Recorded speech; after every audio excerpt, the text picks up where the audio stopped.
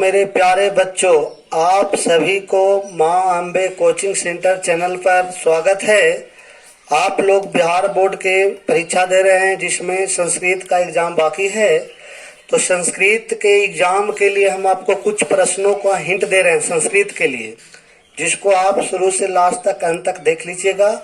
तो बहुत ही helpful video ये आपके लिए होगा, लास्ट तक जरूर देखिएगा। तो देखिए, सबसे पहले जो हिंदी में क्वेश्चन पूछता है उसको हम आपको बता रहे हैं, उस क्वेश्चन पर आप गौर करिएगा। जो हिंदी में उसका आंसर देना रहेगा, क्वेश्चन भी हिंदी में, आंसर भी हिंदी में। तो ध्यान से सुनिएगा। जैसे भगवान बुद्ध ने पाटलिपुत्र के बारे में क्या कहा था, तो आप सभी को जानकारी है, पढ़ाए हैं। तो क्वेश्चन हम बोल रहे हैं, कॉपी में आप उत्तर देख लीजिएगा। पाटलिपुत्र वैभव में दर्शनीय स्थल कौन कौन सा है, या पाटलिपुत्र वैभव का वर्णन करें, उसको भी देख लीजिएगा। आलस कथा से क्या शिक्षा मिलती है, या आलस कथा का क्या संदेश है, वो देख लीजिएगा। संस्कार कितने हैं और कौन कौन से हैं। स्वामी दयानंद समाज सुधारक थे कैसे, स्वामी दयानंद समाज सुधारक थे कैसे। बाघ ने पथिक को कैसे फंसाया, बाघ ने राहगीर को कैसे फंसाया, वो ध्यान देना है। कर्ण दानवीर था कैसे, कर्ण दानवीर था कैसे। नीति श्लोक पाठ के आधार पर बताइए कि पंडित किसे कहा गया है, या मूर्ख और नीच किसे कहा गया है। तो विश्व में शांति की स्थापना कैसे होगी, या विश्व में शांति की स्थापना के लिए क्या क्या करना चाहिए। अथवा देवव्रत या भीष्म ने कौन सी प्रतिज्ञा ली थी, उसको लिखें। कर्ण दानवीर पाठ के आधार पर दान की महत्ता का वर्णन करिए, और शस्त्रकार शास्त्र कितने हैं उसका व्याख्यान कीजिए। तो ये संस्कृत में एक पत्र लिखने के लिए देगा। संस्कृत में अपने प्रधानाध्यापक के पास एक आवेदन पत्र लिखें, जिसमें किसी चीज मैटर के लिए दे सकता है। तो इसको आपको तैयारी कर लेना है, 7 नंबर का ही चीज होता है। या पत्र दिया संस्कृत आवेदन पत्र करके जाइए, वो आपको 7 नंबर में आएगा। अब अनुवाद आपको बता रहे हैं, उसको गौर पूर्वक देखिएगा, वो भी 7 नंबर में रहता है। तो अनुवाद को ध्यान से देखिएगा। आपका अनुवाद 7 नंबर के रहेगा, जो हम निम्न अनुवाद ले रहे हैं उसको आप ध्यान से देखिएगा। गंगा हिमालय से निकलती है, गंगा हिमालयात निसरती, पिता के साथ पुत्र जाता है, पिता सह पुत्र गच्छति। हम लोग की परीक्षा कब होगी, अस्माकं परीक्षा कदा भविष्यति। मैं इतिहास पढ़ता हूँ, अहम इतिहासम पठामि। तुम्हारा क्या नाम है, त्वा नाम किम अस्ति। मुझे पुस्तक दो, महाम पुस्तकम देहि। गाय चरती है, धेनु चरती। कल मोहन विद्यालय नहीं गया, स्वः मोहन विद्यालयम न अगच्छत। वृक्ष से पत्ते गिरते हैं, वृक्षात पत्राणि पतन्ति, वृक्षात पत्राणि पतन्ति।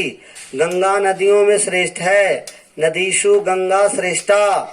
गंगा नदियों में श्रेष्ठ है, नदीषु गंगा श्रेष्ठा।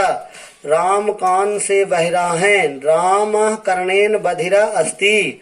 राजा ब्राह्मण को दान देता है, नृपति विप्राय दानम ददाति। राम स्वभाव से सुंदर हैं, राम स्वभावेन सुंदरम अस्ति। गांव के चारों ओर नदियां हैं, ग्रामम परिता नद्या सन्ति। राम लक्ष्मण के साथ बन गए, रामः लक्ष्मणा सह वनम अगच्छत। बच्चे मैदान में खेलते हैं, बालका छित्रे किंडन्ति। मुझे बाघ से डर लगता है, अहम बघ्रात विभेति। तो इस तरह से और अनुवाद है, उसको आप लोग देख लें, थोड़ा सा ध्यान दे दीजिए ताकि अनुवाद का कोई दिक्कत ना हो और अनुवाद में आप लोग अच्छा नंबर ला सकें। तो देख, मुझे लड्डू अच्छा लगता है, महाम मोदकम रोचते। मुझे लड्डू अच्छा लगता है, महाम मोदकम रोचते। गरीबों को अंधो, दरिद्रेभ्य धनम देही, या अनम देही। जनक जनकपुर के राजा थे, जनक जनकपुरस्य निरिपः अस्ति। गाम के दक्षिण नदी है, ग्रामस्य दक्षिणम सरिता अस्ति। वह कलम से लिखता है, सह लेखने लिखती। तो इस तरह नीतीश कुमार बिहार के मुख्यमंत्री हैं। नीतीश कुमार बिहारस्य मुख्यमंत्री अस्ति। तो इस तरह से ये आपका अनुवाद रहा। इसके अलावा कुछ अनुवाद को अपना मन से भी कर लेना है। अब देखिए व्याकरण की बात को बहुत गौर से सुनिएगा, तो हम आपको विश्वास दिलाते हैं कि व्याकरण कहीं जाएगा नहीं, इसी से फंसेगा। सबसे पहले समास पर आते तो समास की परिभाषा नहीं, सब कुछ नहीं पूछने वाला, पहचानने के लिए पूछेगा, जो कि हम दे दिए। राजपुत्र, राजपुरुष, ये तत्पुरुष समास है। सुख दुख, राधे श्याम, पितराव, ये सब द्वंद्व समास हैं। पंचवटी, पंचवटी, त्रिभुज, त्रिभुवन, ये सब दिग्गु समास हैं। नीलकमल, चंद्रमुखी, महावीर, कर्मधारय समास हैं। बीनापारी, नीलकंठ, लंबोदर, दिगंबर, बहुवीरी समास हैं। प्रतिदिन, यथाशक्ति, यथासंभव, अव्ययी भाव समास हैं। अब देखिए कुछ हम तोड़े हैं, जैसे घन से आप तक, घन इव श्यामः, महान देवा महादेव, चंद्रशेखरे यशसा चंद्रशेखर, उपकृष्णम कृष्णस्य समीपम, पीताम्बरम पीताम्बरः, पीतमम्बरम यस्यसः, गजराजा गजानाम राजा, राजपुत्रा का विग्रह दे सकता, राजपुरुषा का था राजा पुरुषः। तो आप इसके अलावा थोड़ा सा और समास पर ध्यान दीजिएगा।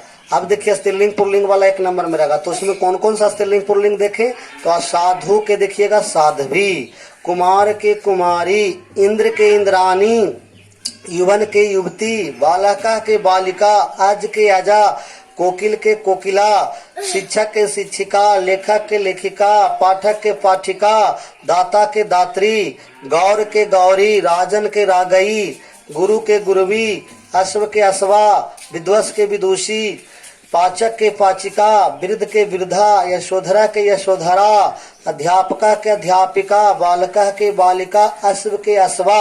तो इसको आप लोग ध्यान दे दीजिएगा।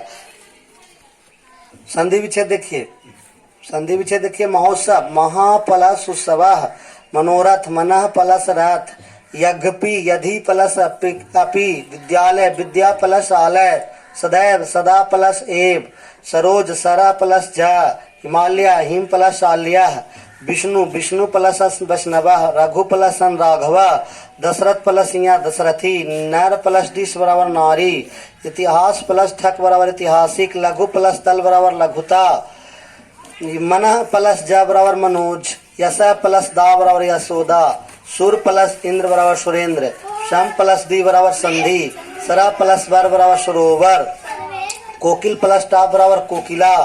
ये देखिए फिर गौर प्लस डिस बराबर गौरी, अर्थात ये आपको स्त्री प्रत्यय है। बालक में कौन सा प्रत्यय है तो टाप, गौरी में कौन सा प्रत्यय है तो डिस। तो रामायण में क्या संधि विच्छेद, राम प्लस आयन रामायण, महेश, महा प्लस ईश महेश, पावक, पाव प्लस अक, मनोहर, मनः प्लस हरः, मनोरथ, मनः प्लस रथ, ग्रीस, गिरी प्लस ईश, गिरीन्द्र, गिरी प्लस इंद्र, नयन, ने प्लसन, चयन, चे प्लसन, पवन, पो प्लसन, उज्ज्वल, उत प्लस ज्वल, उद्योग, उत प्लस योग, एकाएक, एक प्लस एक, तथा प्लस अपि, देव प्लस इंद्र, दिक प्लस गज, दिक प्लस अंबर। इस तरह से आप लोग संधि विच्छेद। अब देखिए श्लोक की बात करें तो श्लोक हम लोग को बहुत सारा है संस्कृत के किताब में, लेकिन सारा श्लोक आपको यहाँ मिल जाएगा, जिसमें कुछ श्लोक फेमस है उस पर हम आपको ध्यान दे देते हैं। जैसे अयम निज परोवेति गन्ना लघु चेतसानाम उदार चरितानाम तो वसुधैव कुटुम्बकम। इसका अर्थ हुआ कि अपने और पराये का विचार रखने वाला प्राणी छोटा हृदय के होता है, जो महान हृदय वाले होते हैं उनके लिए पूरा परिवार, घर संसार ही परिवार के समान होता है। इसके अलावा आपको भारत महिमा का देखिए यहाँ पहला मिल रहा है आपको, मंगलम से हिरण्मयन पात्रेन शतशपैता मुखम तत्वम पुरुषन्ना प्रवीणु सत्य धर्मादिष्टे। फिर देखिए भारत महिमा से ज्ञानती देवा किल गीत गानी ध्यानस्तु ते भरत भूमि भागे। तो गौरत जगत गौरवम भारतम शोभनीयम सदा स्मारी ते तथा पूजनीयम भवेद्यस भक्ति समेशाम जनानाम प्रदास रूपा सदा वर्जनीय। तो भारत महिमा का। और फिर अगर हम नीतीय श्लोक की बात करते हैं तो उसमें आपको ये वाला ध्यान रखना, षष्ठ दोषा पुरुष ने हत्वा भूमतिच्छता नंद्रा तंद्रा भयम क्रोधम आलस्य दीर्घ शुद्धता। उसके बाद ये ध्यान रखना, त्रिविधम नरकस्य इदम द्वारम नाशात्मना काम क्रोध तथा लोभ सयात्मेत त्रयम त्यजेत। इसके अलावा आपको याद रखना, तत्वज्ञ सर्वभूतानाम योग्य सर्वकर्माणाम उपायज्ञ मनुष्यानाम नरः पंडित उच्यते। इसके अलावा आलस्य ही मनुष्याणाम शरीरस्थो महारिपुः नास्ति युद्धम समो बंधो कृत्वा यम नवास्ततिथि। अर्थात जो आपका ये क्या बोलता है मंत्र है, श्लोक है, उसको आप लोग को एक बार ध्यान दे के अर्थ दे के जाना है। आप श्लोक से ज़्यादा क्वेश्चन नहीं बनेगा, बल्कि उस पर ऑब्जेक्टिव टाइप का क्वेश्चन बनेगा जिसको ध्यान देना, और कुछ ऑब्जेक्टिव अब आपको दिखा रहे हैं उसको देखिएगा। पाटलिपुत्र किस नदी के तट पर है? तो गंगा ऑब्जेक्टिव देगा। मेगाधीश कौन था? तो विदेशी यात्री। पाटलिपुत्र का शासक कौन था? चंद्रगुप्त मौर्य। बुद्ध काल में पटना का क्या नाम था? पाटलीग्राम। गुरु गोविंद सिंह का जन्म स्थान कहाँ है? पटना। गोलघर कहाँ है? पटना में। गांधी सेतु कहाँ है? पटना में। अलस कथक के लेखक कौन है? विद्यापति। मिथिला के मंत्री कौन थे? विश्वेश्वर। पुरुष परीक्षा के रचनाकार कौन है? विद्यापति। सच्चे आलसी कितने थे? उसमें कितने आलसी थे? तो 4। धूत किसको देखकर भाग गया? अग्नि को। सर्व शुक्ला सरस्वती किन्हें कहा गया? विजयांका को। गंगा देवी कौन थी? लेखिका। गंगा देवी कौन सी ग्रंथ लिखी? मधुर विजयम। संस्कार कितने हैं? 16। अत्यंतिक संस्कार कब होता है? मृत्यु के बाद। जन्म से पहले कितने संस्कार? 3। शैशवा काल में कितने संस्कार? 6। करमवीर कौन था? राम प्रवेश। करमवीर किस गांव का था? भिखनटोला। उद्योग पुरुष किसके के पास क्या आती है? लक्ष्मी। स्वामी दयानंद कौन थे? समाज सुधारक। दयानंद का जन्म कब हुआ था? गुजरात के टंकार ग्राम में। आर्य समाज की स्थापना किसने और कब की? दयानंद सरस्वती ने 1875 ईस्वी में। दयानंद किसके विरोधी थे? मूर्ति पूजा के। दयानंद की रचना है सत्यार्थ प्रकाश। वृद्ध व्याघ्र कहाँ बैठा था? तालाब के किनारे। कौन लोभाकृष था? पथिक। दुराचारी कौन था? बाघ। क्रिया के बिना क्या भार है? ज्ञान। हमें क्या नहीं करना चाहिए? लोभ। असहिष्णुता कौन पैदा करता है? द्वेष। अशांति के कारण कितने हैं? 3। दयानंद का जन्म व मृत्यु 1824-1883। मंगलम पाठ के रचनाकार वेदव्यास। मंगलम पाठ के मंत्र 5। अनु से छोटा कौन है? आत्मा। यानी छोटा से छोटा कौन है? बड़ा से बड़ा कौन है? तो आत्मा। हमेशा किसकी जीत होती है? सत्य की। सत्य की खजाना कहाँ है? देवलोक में। या देवता लोग किस रास्ता से जाते हैं? तो सत्य से। सत्य का मुख किससे ढका हुआ है? तो सोने रूपी आवरण से। उपनिषद कितने हैं? तो 105। पुराण कितने हैं? 18। जगत का गौरव कौन है? भारत। नरक के द्वार कितने हैं? 3।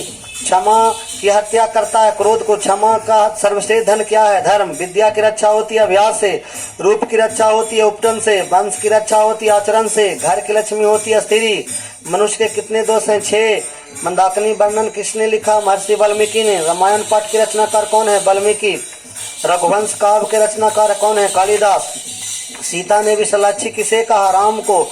कर्णदान वीरता पट कहाँ से लिया गया है? कर्णभार नामक पाठ से।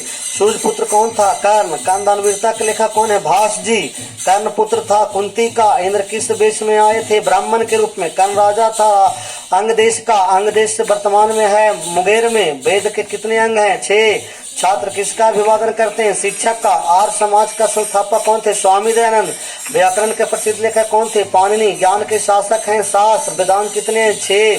सांख्य दर्शन के प्रवर्तक कपिल। इसके अलावा आप एक चीज ध्यान रखिए, जितना भी हम आपको वीडियो में ये सब चीज बताए हैं, इसके अलावा आप अपना मन का भी यूज करिएगा। अब देखिए वीडियो तो आपको हेल्पफुल, यानी संस्कृत में जिनको डर लगता है कि हम फेल कर जाएंगे, उसके लिए वीडियो बनाए हैं। आपको एकदम ध्यान विश्वास दिलाते हैं कि कम से कम इस जितना हम बताएं इसको आप अगर एक बार पढ़े होंगे क्लास में कहीं ना कहीं और यहाँ से देखिएगा तो आप संस्कृत में कम से कम फेल ना होइएगा। 50-45 नंबर आज वाला ये वाला खाली 15 मिनट 10 मिनट का जो वीडियो बना देख लीजिएगा तो आ जाएगा। तो आपको अगर अच्छा लगे तो जो भी कमजोर छात्र हैं संस्कृत में उनके पास इसको शेयर कीजिए, भेजिए, ताकि उनका भी मदद हो जाए और संस्कृत में फेल होने से सारे विद्यार्थी बच सके। जय हिंद।